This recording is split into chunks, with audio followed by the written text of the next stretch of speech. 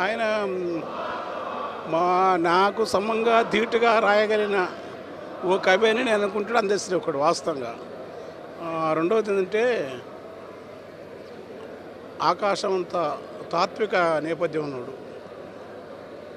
శంకర్ మహారాజు వల్ల కానీ శంకర్ మహారాజు వల్ల కానీ బిరుదరాజు రామరాజు వల్ల కానీ తర్వాత గణపతి సచ్చిదానందం వల్ల కానీ తనకంటూ ఒక తాత్విక ఆవరణ ఉన్నది. ఆయనకు అక్షరం వచ్చింది రాలేదనకుండా అద్భుతమైన పద సంపత్తుని కవిత్వాన్ని రాసినాడు. తెలంగాణ జాతీయ గీతంతో పాటుగా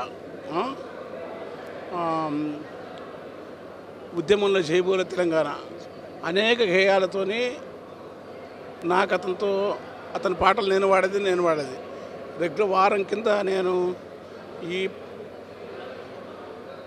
అన్ని కీలక సమయాల్లో వ్యక్తిగత జీవితం కూడా నాతో దగ్గరగా ఉన్నాడు, ధూమ్ధాములో ఉన్నాడు. నిన్ననే మాట్లాడుకున్నాను రాత్రి ఒక పెద్ద ప్రసిద్ధ వేణుగోపాల్ దగ్గర అందశ్రీ ప్రస్తావన వచ్చి 12 గంటలకు మాట్లాడినాను. తెల్లవారుదాం ఇట్లయింది. బాధాకరమైన విషయం.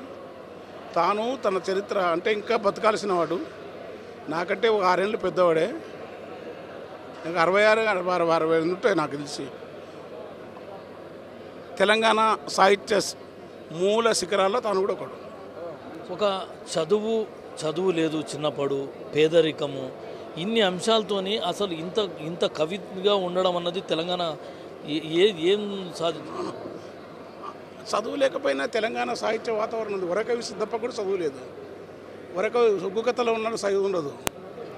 చెరువురాల బాగయ్యకు తక్కువ చదువు ఉంది.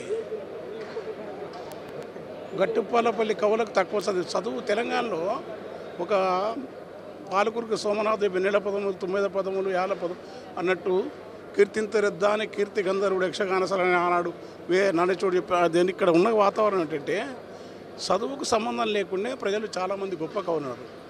రాయలసీమలో ఉన్నారు, తెలంగాణ అది తెలుగు నేలలో ప్రత్యేకత. ఇది దానికి సాంప్రదాయం అంటే భక్తి ఉద్యమ సాంప్రదాయం, భక్తి పరంపర సాంప్రదాయం. అది కన్నడ కవులకు కమ్మాదేవుల కళ్ళమాప్రవులేక చదువు తమ జీవితంలో నుంచి అక్షరాన్ని నేర్చుకుంటారు. చదువును పూర్వపక్షం చేసి కవిత్వాన్ని ముందు పక్షం చేసిన వాడు అందశ్రీ.